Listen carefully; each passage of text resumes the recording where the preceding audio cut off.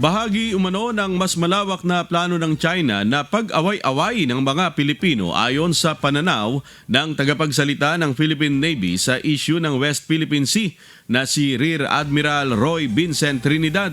Habang abala ang publiko sa mga pagtatalo at ang mga lider ng bansa ay nagbabangayan ukol sa hangganan ng teritoryo sa West Philippine Sea, natatabunan umano ang tunay na issue ang iligal na presensya ng China sa exclusive economic zone ng Pilipinas, ang pambubuli sa mga barko ng bansa at sa mga mangingisdang Pilipino, gayon din ang pagpapakalat ng maling naratibo.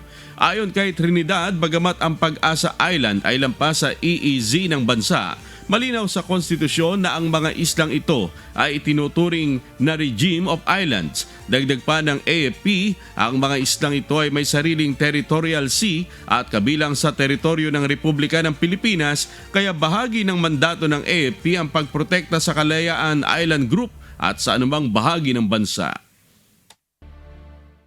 Para makalimutan natin ang totoong issue, pag-away-awayin tayo.